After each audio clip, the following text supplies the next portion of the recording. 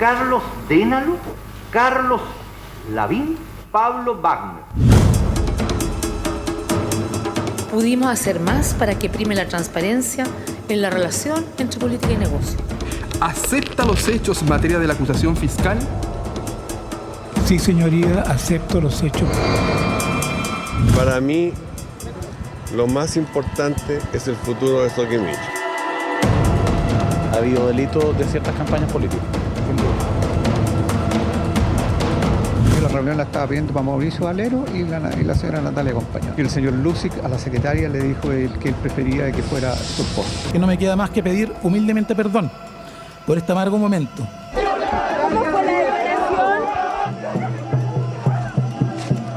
El señor Daro le pidió que le borrara la información del vínculo. Yo la conozco, es una mujer íntegra, cabal. Es obvio que yo nunca más seré candidata a nada. Queremos repudiar, lamentar, me faltan adjetivos, ¿no es cierto? La verdad es que yo jamás he participado en acto de colusión alguno. Muy buenas noches, ya estamos en condición de confirmar que a los 86 años de edad murió el ex jefe de la DINA, el general en retiro Manuel Contreras. Ha muerto el mayor asesino que ha tenido la historia de este país.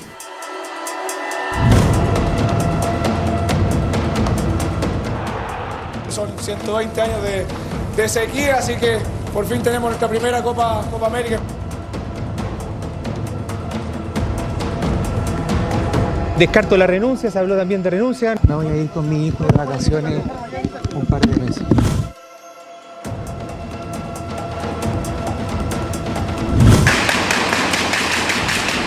Estas acciones nos confirman una vez más de que estamos en guerra, una guerra contra el terrorismo.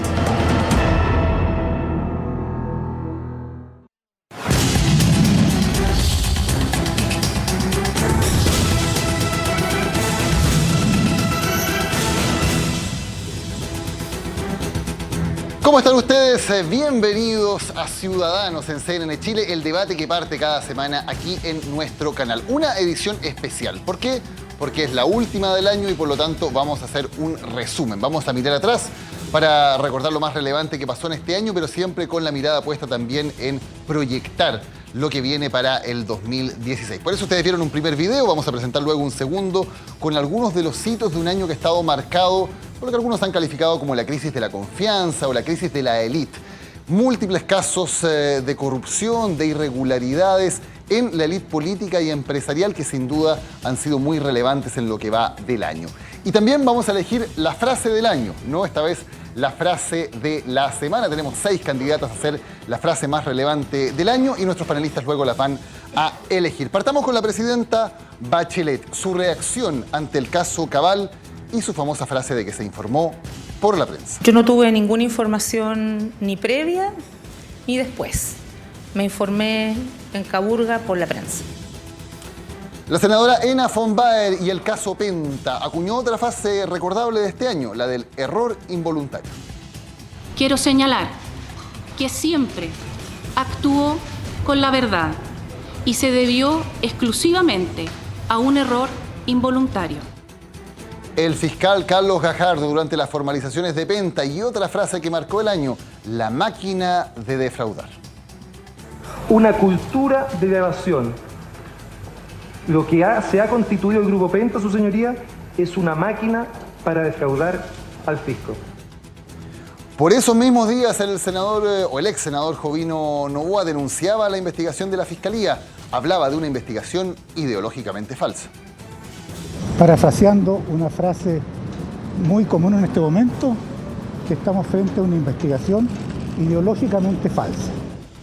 El caso Penta luego se convertía en caso Penta, SQM, las esquilas también llegaban a La Moneda y tocaban al entonces ministro del Interior, Rodrigo Peñailillo. Él pedía parar lo que llamaba una casa de brujas. Paremos la casa de brujas y respetemos la honra de las personas y bueno, se tendrá que eso despejar. Y cerramos con otra frase también de la presidenta Bachelet, cuando tomaba la determinación de sacar precisamente al ministro del Interior, entre otros, del gabinete. Y lo anunciaba de una manera inédita a don Francisco. Voy a contarle algo. Yo hace algunas horas le pedí la renuncia a todos los ministros. y me voy a dar 72 horas para tomar la decisión quiénes se quedan y quiénes se van.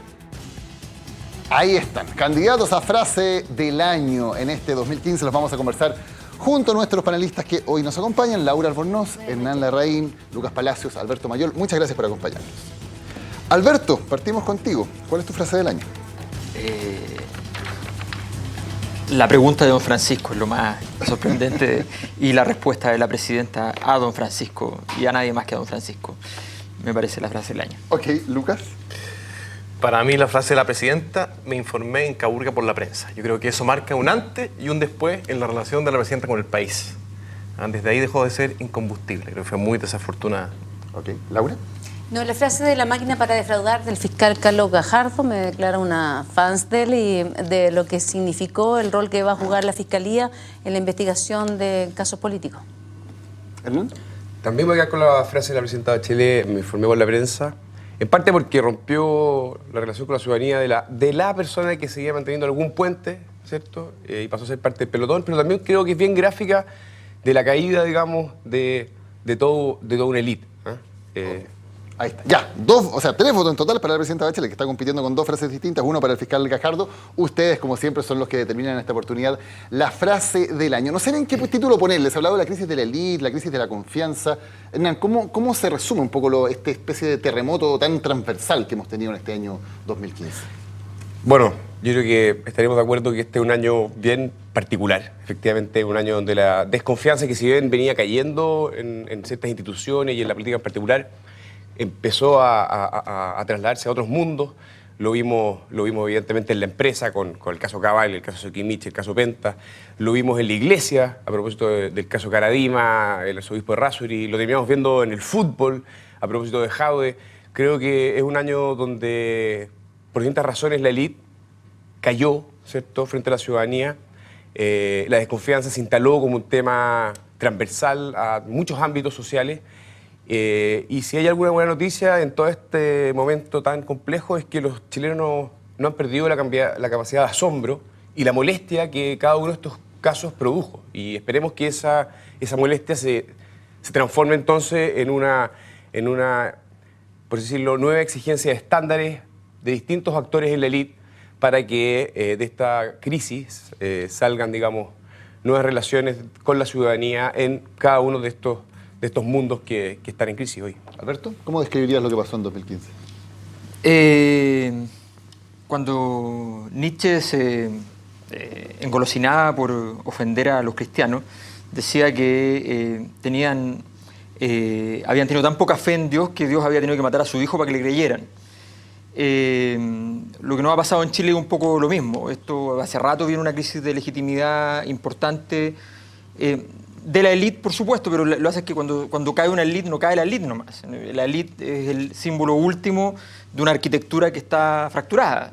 Las élites no son simplemente gente que tiene poder, es un orden social. Y si la élite es la que empieza a perder poder, es porque el orden social es el que se está cayendo. Entonces, esto es lo que viene pasando hace rato. Cuando uno hacía investigación veía que habían cosas fracturadas importantes. Hace rato uno podía decir que esto era una crisis de legitimidad muy profunda y que esto iba a derivar en muchos procesos, y hoy día está depositado ya en términos objetuales en la élite. Pero insisto, la élite no es solo la élite, es todo lo que acompaña a la élite. ¿Laura?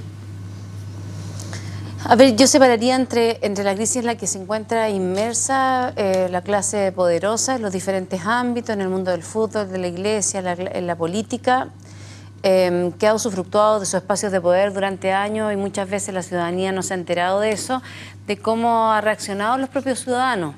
Y yo todavía esperaría una reacción un poco más fuerte respecto de lo que ha visto y ha observado durante todo este tiempo. No solamente que se tomaran la justicia por sus manos y reemplazaran a la acción de los tribunales de justicia, porque yo creo en el Estado de Derecho, pero sí esperaría, y lo planteo, por ejemplo, respecto de los partidos políticos. Hoy día un militante de base de la 8ª región me decía: la verdad es que nos sentimos desilusionados frente a la representación de nuestro partido y nos sentimos sin fuerza para actuar, decepcionados, pero sin herramientas para echar abajo esto y nacer con algo nuevo. Entonces yo creo que también en la ciudadanía existe no solamente pérdida de confianza, sino que tampoco existe ganas de comenzar de nuevo. Existe tanta desilusión que no existe el camino, no se ve el camino, no existen los liderazgos, o esta pérdida de confianza es de tal nivel que existe más bien una etapa de desencanto, y no sé cuánto va a durar ese periodo para volver a reencantarse. No bastan más elecciones. O sea, hoy día los partidos políticos, cuando tú los miras, están viendo de nuevo cómo recomponen los pactos para armar nuevas alianzas. Entonces, yo no sé si esto se va a solucionar y solo basta con el diagnóstico para poder superar el problema. Yo creo que hay un hartazgo, un como costalazo de confianza general, y yo creo que no solo tiene que ver con la caída de la élite, porque yo me pregunto, ¿hoy somos más malos? ¿La élite, digamos, es más mala de lo que era antes? Yo creo que no. O a lo mejor está más informada la gente, ¿cierto? Pero la gente es más, la élite es más abusiva o es más ambiciosa. No, yo creo que esto tiene que ver también con un cambio cultural que tiene que ver con la clase media, no con la élite, que es una clase que hoy día representa 70% de nuestro país, que está más empoderada, que tiene más información, que acostumbró a surgir. Sin embargo, se topó con una cosa que viene desde la época de la hacienda nuestra, que es un sistema de patronazgo en el trato. Creo que hay desigualdad, sobre todo de trato, más que desigualdad en las generaciones más jóvenes, más que desigualdad de ingresos y bienestar social. Entonces yo creo que también tenemos una clase media más empoderada, que es propio de países en el estado de desarrollo que está Chile, de tránsito hacia el desarrollo. Ojalá que no la echemos a perder y tomemos decisiones equivocadas, porque yo creo que dentro de todo lo que ha pasado, yo creo que hay algo positivo. A mí me gustaría mirarlo como por ese lado. Ahora, perdón, empoderada sí, en el sentido de que es sin duda una sociedad mucho más crítica, más denunciante, que tiene una mirada distinta sobre el poder, pero da la impresión de que hay una completa falta de canales para hacer algo con esa molestia. No se ven ni líderes legitimados, ni líderes que tengan confianza, ni tampoco un llamado por participar mayormente. Hoy vemos bastante indiferencia en las encuestas. No sé, se les pregunta a la gente por eventuales candidatos. Sale tercero Farcas, en la última encuesta de la UDP en mención espontánea. Se le pregunta a la gente cuál es el mejor sistema de gobierno. Está apenas por sobre el 50% la democracia.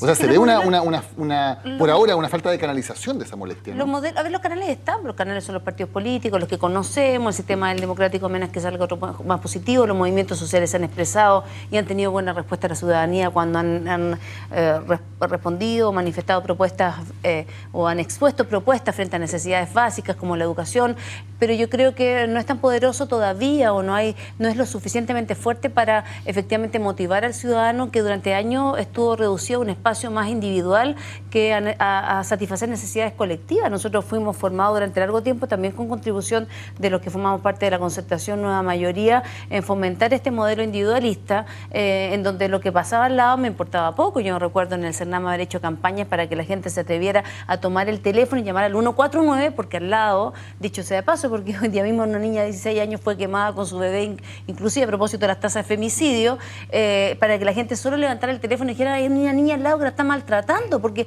la gente lo que hacía era subir el volumen del televisor. Entonces el individualismo también tiene como consecuencia esta ideología mal entendida, el que las personas se desentienden de lo que le pasa al lado y solo me salvo yo solo. Y yo creo que hay algo de eso también en este aprendizaje mal comprendido de una ideología que se instaló durante largo tiempo, que nosotros reafirmamos o consolidamos. Yo estoy de acuerdo un poco en tu tesis, la tesis que hay en la pregunta, ¿cierto? Da la impresión de que no hay nada de qué aferrarse en este momento. Y creo que, entre comillas, es normal en la medida que estamos frente al derrumbe de muchos actores y de muchas instituciones. Y es probable que entremos a un periodo de transición. Y yo espero que esto sea una oportunidad, y creo que hay que tener cierto optimismo. Espero que la política se haga cargo con la agenda, ¿cierto?, de la Comisión Engel en hacer de verdad una serie de reformas muy importantes para sacar los intereses del sector privado y el dinero de la política, y que haya un sistema de partidos con democracia interna, con más transparencia, con financiamiento público.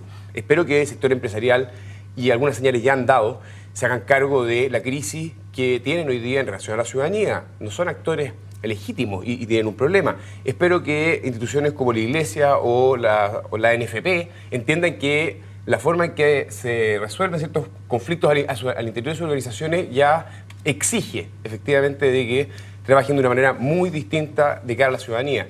Y eso se va a demorar un tiempo.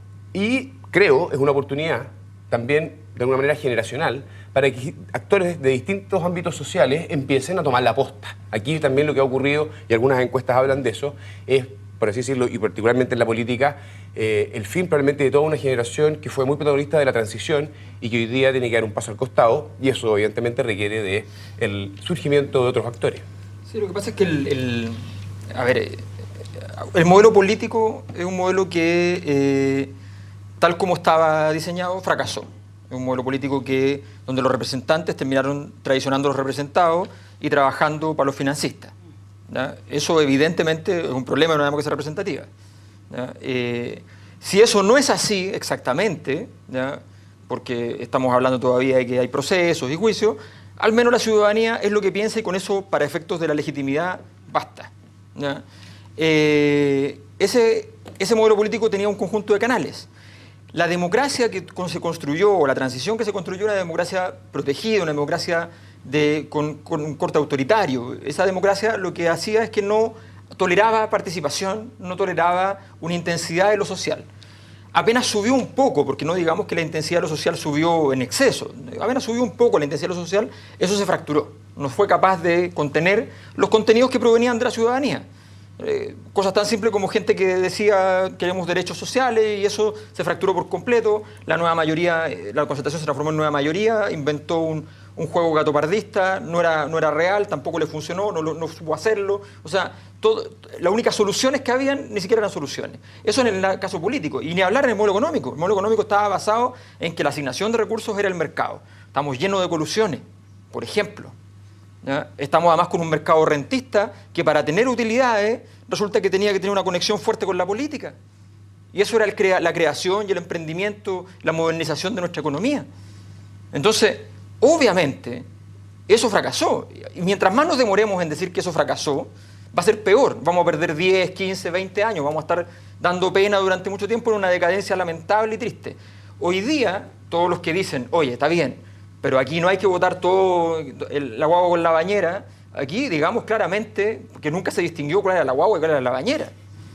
O sea, aquí hay que hacer un cambio profundo. La profundidad de ese cambio requiere un diagnóstico, y ese trabajo deberíamos estar haciendo. Pero resulta que hay quienes dicen, sí, hay que cambiar muchas cosas, pero son actitudinales, son cuestiones de las personas, son cuestiones éticas. No, las sociedades requieren modelos de trabajo, y en eso tenemos que trabajar. Lucas. Claro, por eso mismo que yo creo mucho más en las personas que en mucha regulación y en un burócrata que desde la moneda pueda dictar la cátedra de cómo tiene que estar organizado el sistema económico y social. Justamente por eso. ¿En las personas que se coluden? No. Sí, no estoy hablando de las personas que se coluden. Las personas que se coluden, por supuesto que eso es lo que están haciendo, es atentar contra el sistema. Bueno, y las vamos a encontrar en todas partes, y en los países con un gran Estado también existe corrupción. Yo creo que ese no es el camino. Yo creo que lo que falta es liderazgo. Lo que ha faltado en estos 2 años es un liderazgo de la presidenta, porque es un liderazgo ausente. No ha ejercido su liderazgo para poder resolver el problema en que estamos. Y el problema es que esto atenta contra ella misma. Finalmente, todas las reformas que ella está empujando para sacar adelante no van a resolver el problema, porque no es lo que la gente quiere. Y eso basta ver todas las encuestas. Perdón, pero la corrupción tiene 10 años. La corrupción de los pollos tenía 10 años. ¿Las corrupciones tienen cuánto tiempo? No, yo creo que tienen más. ¿No se equivocó Bachelet? Yo creo que las corrupciones probablemente tienen más tiempo. Ese es un problema que tenemos en Chile. Lo dije desde un principio. Yo creo que hoy tenemos una sociedad, una clase media mucho más empoderada, que lo que quiere es no corrupción, quiere oportunidades. Justamente eso es lo que hay que combatir. Pero no por eso vamos a botar todo por la borda y hacer el país de nuevo. Ahora, yo echarle la culpa a una sola persona. Quiero partir diciendo que no creo que el discurso sea el de la confianza. O sea, habrá que recuperar la confianza en ICARE, en ENADE, donde se reunieron la semana pasada, porque seguramente uno da un discurso y a los 5 segundos se están pelando entre ellos. De hecho, dio el discurso la presidenta y seguramente alguien más, y al rato uno está diciendo que no se aplicaban las reformas, se estaban pelando al rato. Entonces se referían entre ellos, porque echarle la culpa a los ciudadanos de la falta de confianza, ¿en qué van a confiar los ciudadanos si lo que tienen ha sido puro espectáculo tras espectáculo? Entonces, primero que nada, yo creo que es entre la élite la pérdida de confianza. No le podríamos, insisto, culpar de la falta de confianza a los ciudadanos que han tenido malos antecedentes. Y segundo, respecto del recambio generacional y la falta de liderazgo, a mí me parece que la presidenta sí goza de liderazgo, y me atrevo a decir más. Ella tiene un liderazgo que de cierta forma ha salvado no solamente a la nueva mayoría ha sobrevivido por ella antes y después sino que además ha salvado en cierta forma la política. Ella fue afectada por un caso importante, por un caso importante que lo recordamos acá, pero uno piensa de toda la clase política, uno piensa cuáles son los grandes liderazgos, lo decía ayer General Arregada en una entrevista, en la democracia cristiana, cuáles son los grandes liderazgos que están surgiendo. Tú dices los espacios para los jóvenes. Pamplina, ¿tú crees que los senadores que llevan 50 años en la política le van a dar espacio y no se van a querer reelegir ahora en las elecciones? ¿Tú crees que van a dejar estos caballeros que llevan miles de años en el Parlamento, los varones de la política, no están ya negociando el que tiene mantiene? Vamos región por región, todos los que se van a elegir ahora. En Arica, ¿quiénes están viendo para saltar de la Cámara de Diputados al Senado? ¿Cuántos de los que han sido senadores durante años no van a querer seguir siendo senadores?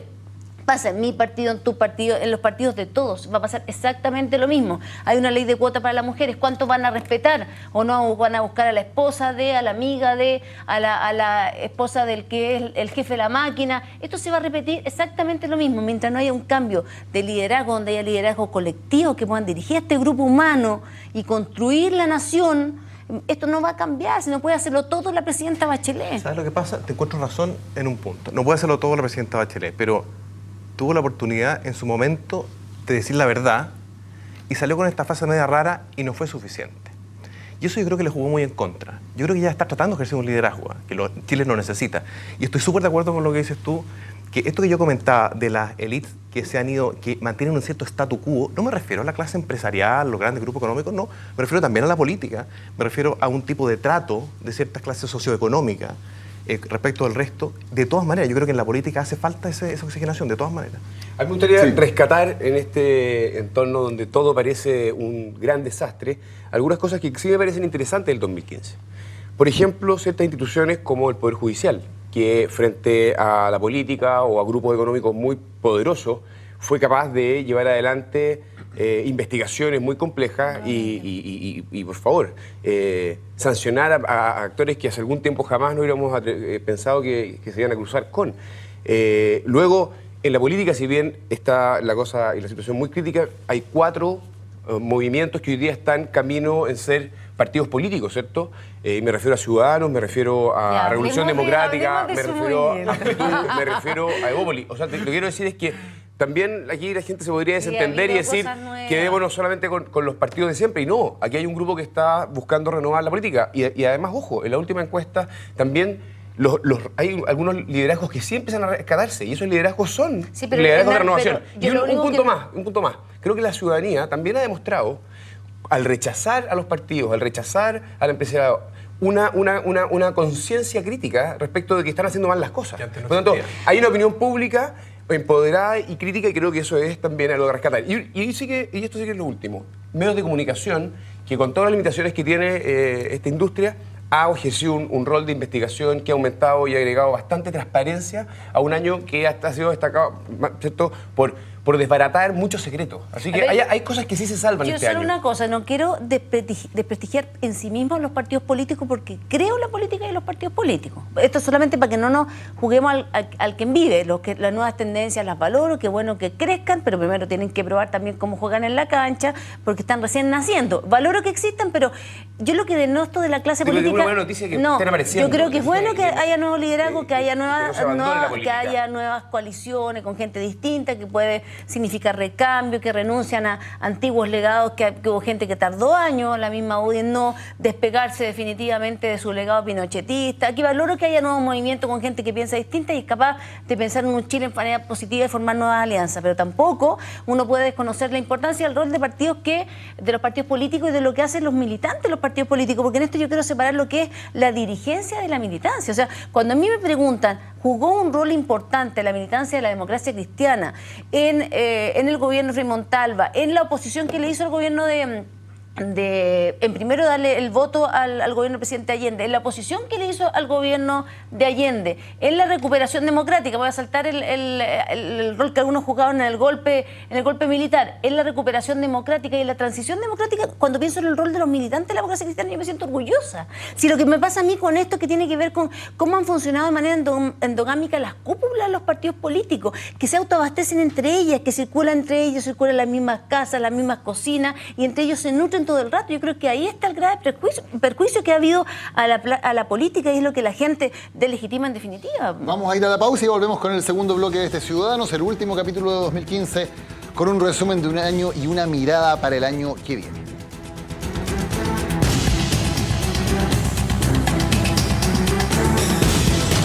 ¿Qué más se puede decir? Nos vemos en La Haya.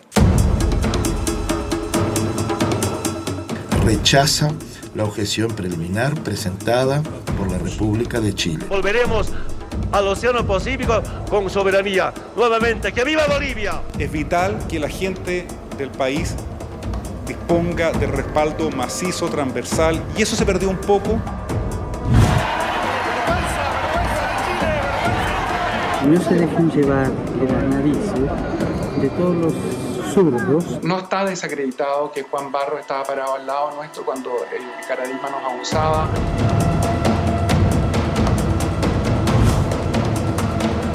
Yo le he dicho a Carmen Gloria que sin duda el gobierno va a trabajar incansablemente para que podamos remover esa oscuridad. Al interior del ejército existe hasta el día de hoy una política sistemática de encubrimiento.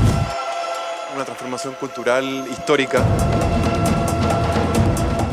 La temblaron convivientes civiles en nombre de la ley.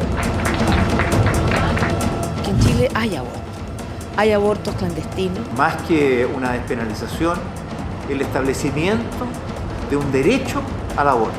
La reforma educacional es grande. Esta reforma tributaria... Una constitución nacida en democracia. Esto es realismo sin renuncia. Jerarquizar sobre la base de nuestras propuestas al país.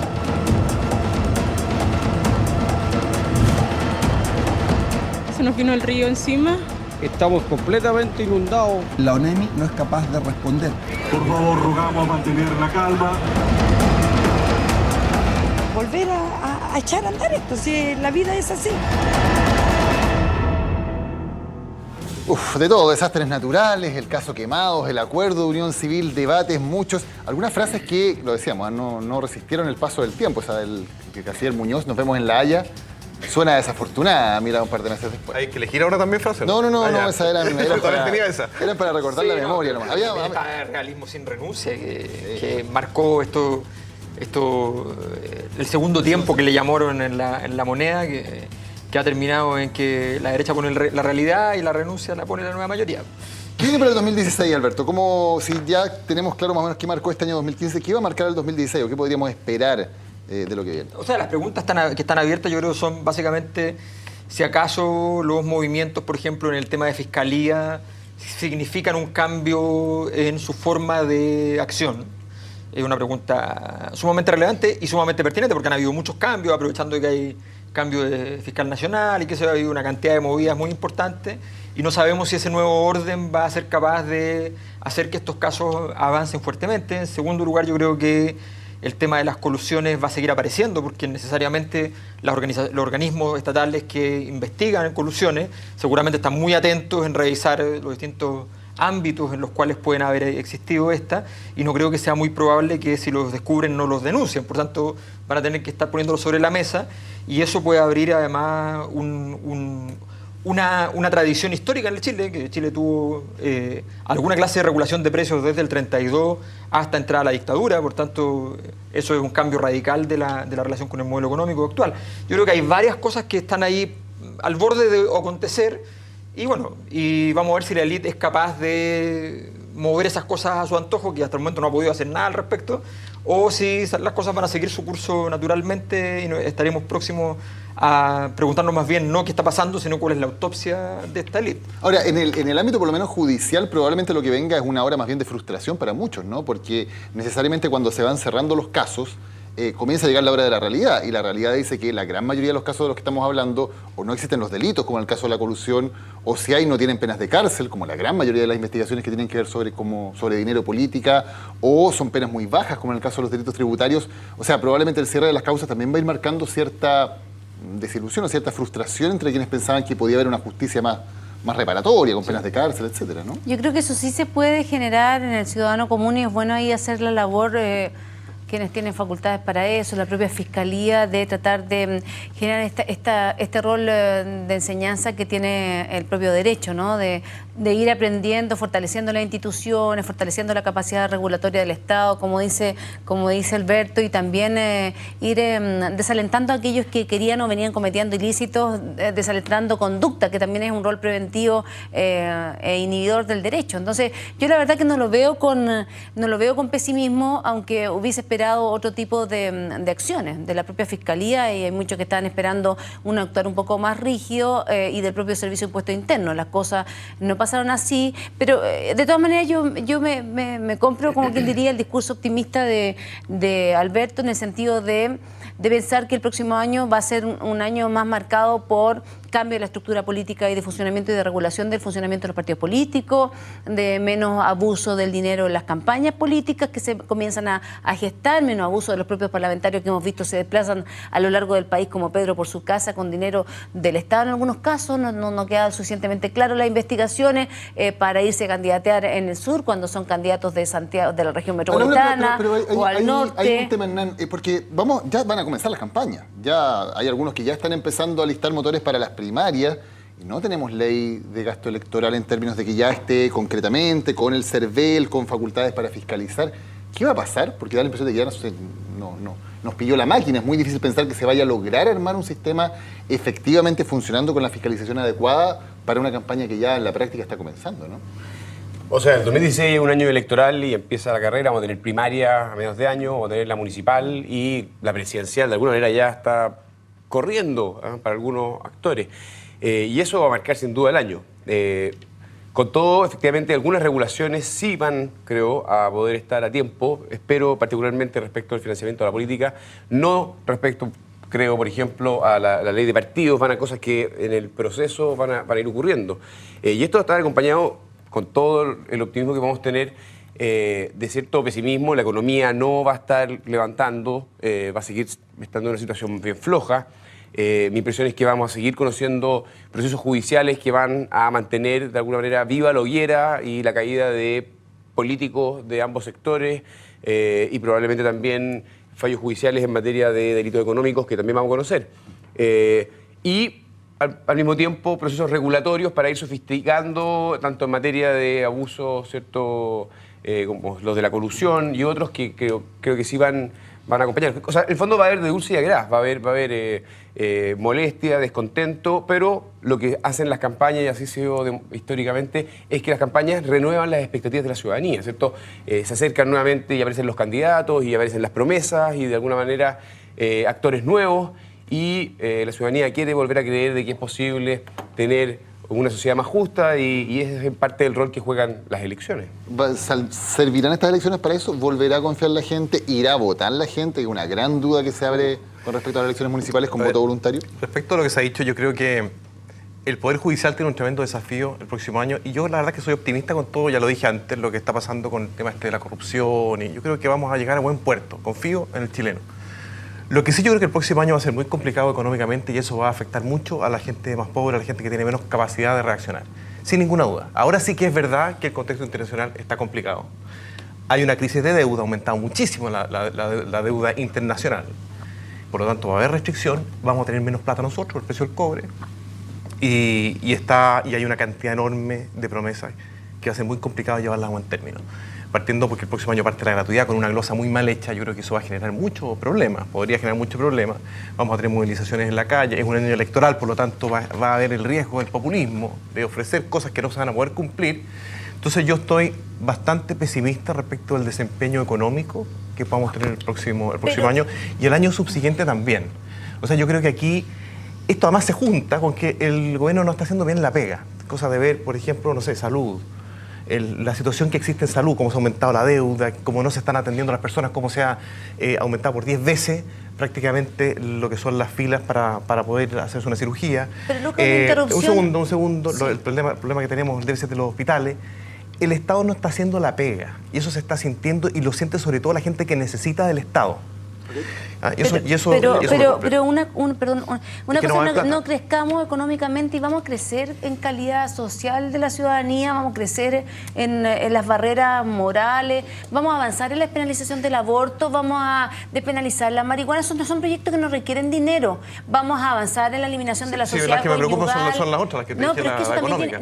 Pero el matrimonio igualitario, esto tiene que ver con la calidad de vida también de las personas. Pues si no son solo, la gente no solamente se nutre, porque eso es pensar que a la gente hay que darle pan y circo solamente. Los ciudadanos comunes y corrientes, tuviste los principales logros, el haber logrado el acuerdo de unión civil. Eso tiene que ver con y hoy día me lo decían en los tribunales de familia, tiene que ver con la calidad del sentimiento de las personas, de vivir en una sociedad más igualitaria, más democrática. Vamos a avanzar en eso también. La oposición y los nuevos partidos, los nuevos movimientos van a estar a la orden de lo que la ciudadanía quiere y espera de los movimientos más modernos. Lo que tienen que hacer, esto que la ciudadanía como un ente así genérico, no, yo creo que lo que tienen que hacer los partidos es plantear sus posiciones.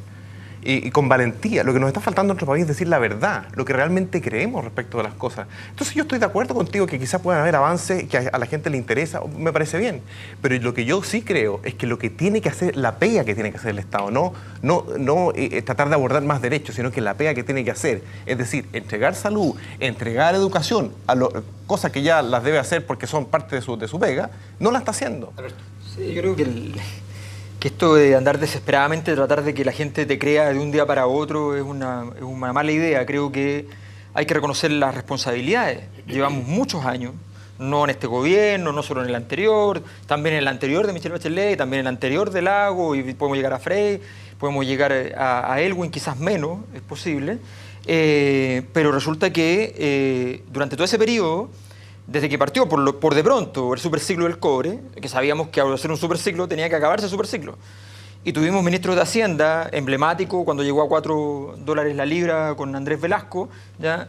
Que fueron cajeros, que se llegaron a juntar plata y mandarla a cuenta en otros países, que además si traemos la plata nos producen inflación, no podemos meterla así nomás. O sea, esa fue la estrategia de desarrollo. Ahí necesitamos explicaciones. Era obvio que el cobre iba a bajar, y cuando iba a bajar, ¿qué iba a pasar? Y cuando empezó a bajar, ¿qué dijo la derecha? La culpa la tienen las reformas. Entonces, si seguimos sacando partido de las cosas chicas... También enfrentamos la crisis del 2008, con la plata que teníamos. Con esa plata que se fue afuera, nada, porque esa plata se guardó para el futuro. ¿Ya? Se dieron bonos. Y se dieron bonos. Para enfrentar la contingencia. Que acá, se dieron bonos. ¿Ya? Pero no se hizo obras de infraestructura, lo que recomienda a Naciones Unidas para cuando efectivamente pasen estas cosas. No se hizo una inversión en... ¿Qué va a hacer Chile cuando se acabe? Hoy día hay minerales que se pueden cerrar. Tú lo sabes porque en el interior de Codelco lo saben. Están muchos minerales que se podrían cerrar. Y esos minerales tienen ciudades al lado. ¿Ya? Y ya tenemos la experiencia muy mala de lo que pasó en Lota. Entonces, ¿qué vamos a hacer frente a esas situaciones? ¿Cómo vamos a vivir frente a eso? Bueno, resulta que todo eso era predecible. Era predecible que si una mina tenía que sacar a $3 el costo, cuando estuviera a 2.4 se tenía que cerrar. Es natural. Entonces, de verdad, aquí tenemos un error de trabajo de mucho tiempo donde no modernizamos nuestra economía suficientemente, contrario a todo lo que dijimos, donde el consumo crecía 3 veces el crecimiento, ¿ya? Donde empujábamos la economía a punta de crédito, ¿ya? Y mientras tanto decimos, no, el problema lo tiene la educación gratuita que no existe, lo tiene la reforma tributaria que aún no entra en vigencia. Ahora hemos tenido cierta responsabilidad fiscal que si no la hubiésemos tenido estaríamos frente a una crisis o esta baja del precio del cobre estaríamos mucho peor. Hemos tenido cierta responsabilidad que fue producto de una lógica económica que imperó durante los gobiernos de la el crecimiento del presupuesto de educación en Chile desde que se creó el CAE para adelante, todo el crecimiento eran los intereses del CAE. Sí. ¿Ya? Y resulta que esa fue... Claro que sí, claro que sí. No, entonces, la cifra media... Entonces, no, el CAE fue el que explicaba el aumento del pensar que el crecimiento aquí surge de verdad, aquí estábamos financiando bancos, no educación, teníamos las cosas mal puestas. Entonces, una cosa es que digamos, oye, nos falta plata, pero ¿por qué no hacemos las cosas de otra manera? Si financiar a empresas privadas para que hagan cosas significa un costo. Nosotros, Alberto, esta discusión la hemos tenido antes, digamos, y creo que tú rescatas exclusivamente el vaso medio vacío, porque en parte tienes puntos respecto a la estrategia de desarrollo, pero también es cierto que estos últimos 25 años recuperamos la democracia, también es cierto que creció la economía en forma importante, también es cierto que hoy día hay una clase media que nunca existió en la historia de Chile, también es cierto que estamos frente a las generaciones con mayores niveles de educación, también es cierto que hay una ciudadanía mucho más exigente, mucho más consciente de sus derechos, mucho más empoderada. Entonces, esta sociedad chilena que hoy día tenemos con muchos desafíos, te concedo ciertos Está puntos, defendiendo el gobierno de la Concertación. estoy hablando de la obra que todos los chilenos han hecho en los últimos 25 años, porque no solo son los políticos, también son los emprendedores, también son los trabajadores, son los profesores, son las jefas de hogar. Hay una cuestión bastante más profunda respecto de lo que Chile ha logrado en los últimos 25 años. ¿Hay deuda? ¿Hay injusticias sociales? Por supuesto que las hay. Pero creo que la ruta que, dicho sea de paso, la nueva mayoría abandonó, buscando un modelo distinto.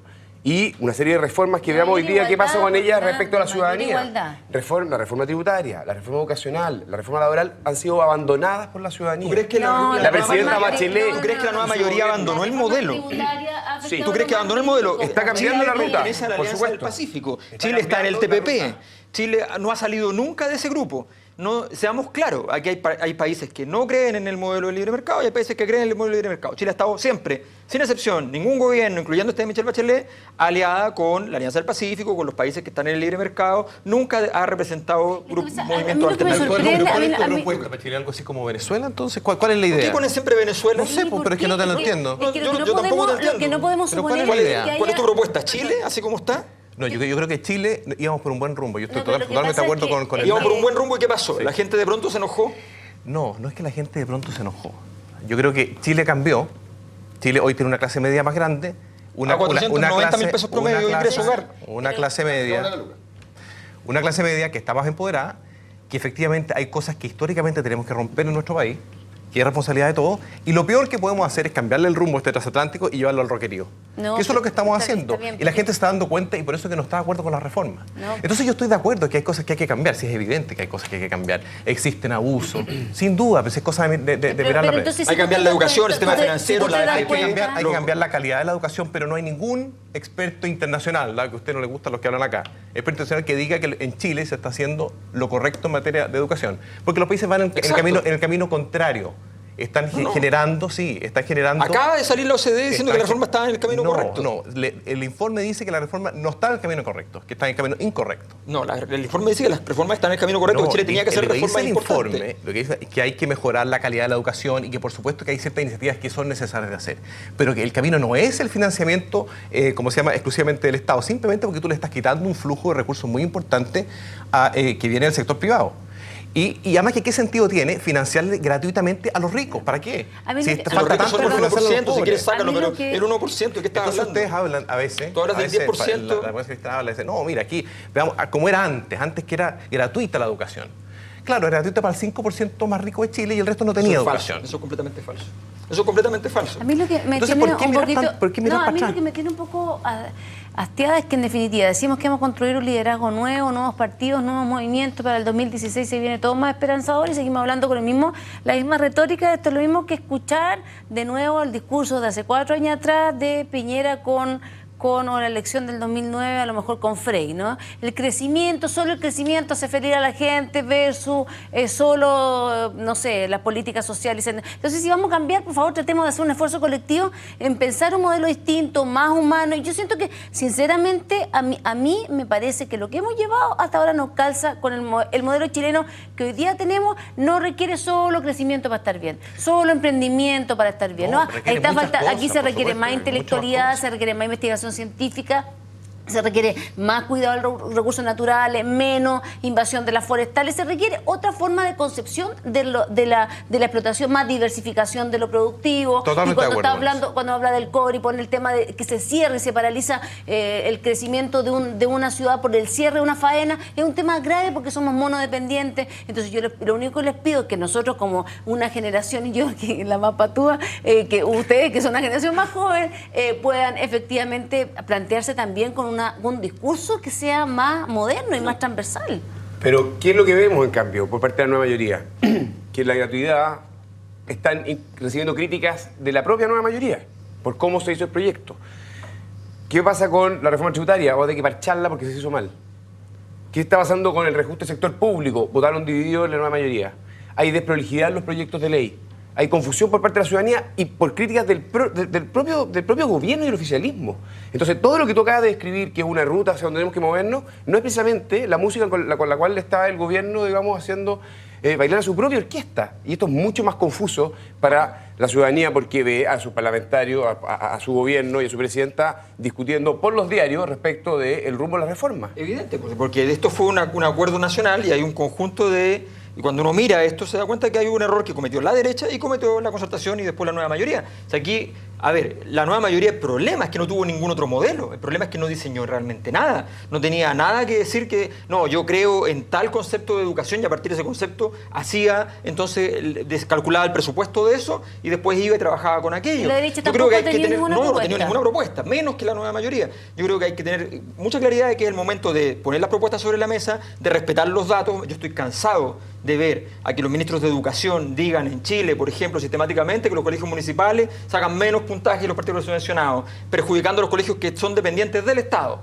¿ya? Cuando no es verdad. Estoy cansado de ver que digan que el Chile anterior era un Chile oligárquico en las universidades, ¿ya? Cuando resulta que tuvimos 2 premios Nobel que salieron del campo, solo pasando por colegios públicos y universidades públicas.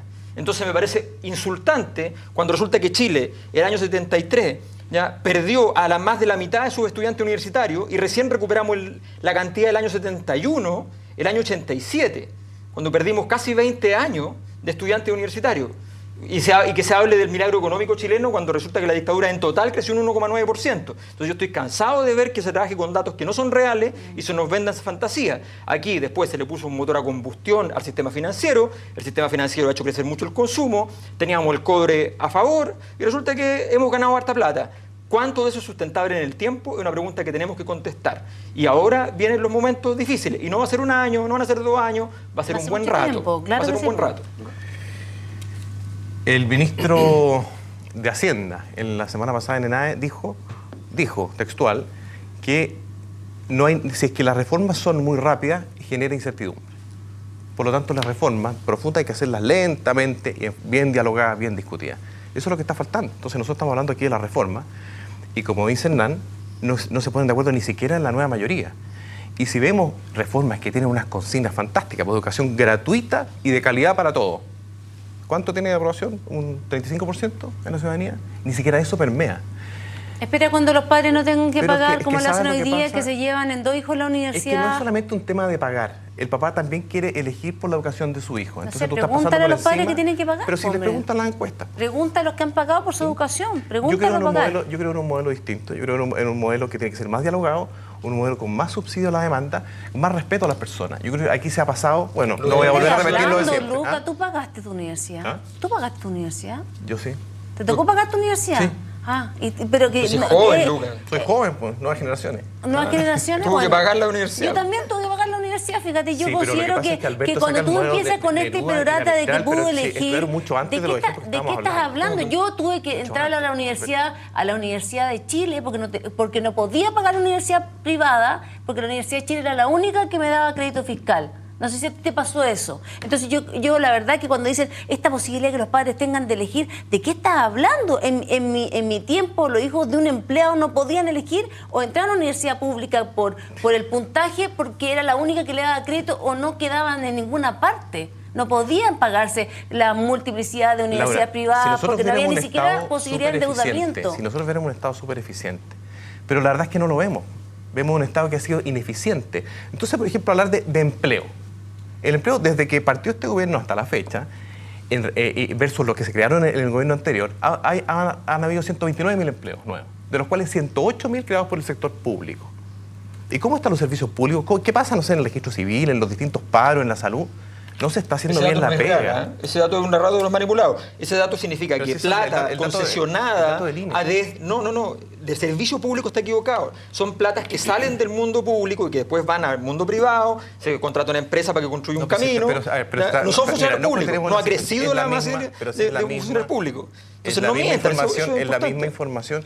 Mira, yo no miento, hijo. O sea, de verdad que yo trato de decir la verdad siempre. Bueno, así que yo me imagino que tú también. Dilo como quieras. Me imagino que tú también. Lo único que me pasa con esto es que entonces, yo siento... Entonces, para terminar la idea, entonces a mí lo que me preocupa es el próximo año, porque el próximo año siento que no estamos haciendo bien las cosas y seguimos con el rumbo equivocado.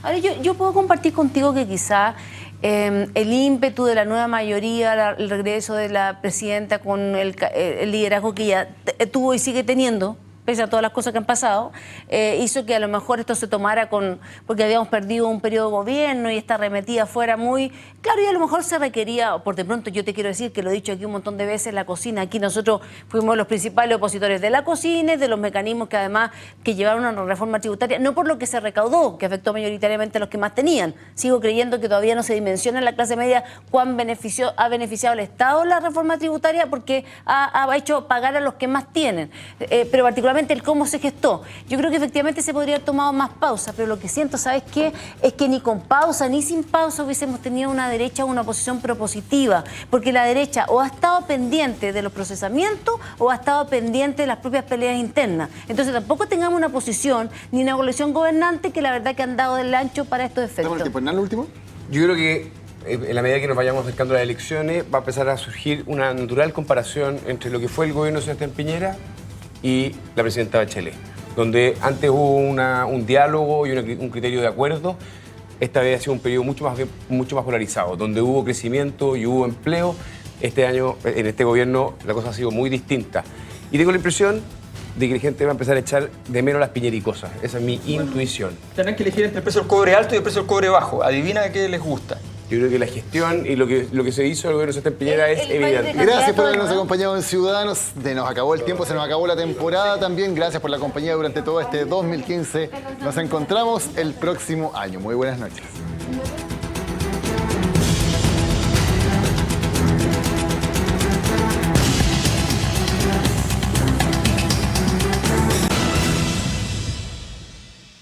Yo no tuve ninguna información ni previa ni después. Me informé en Caburga por la prensa.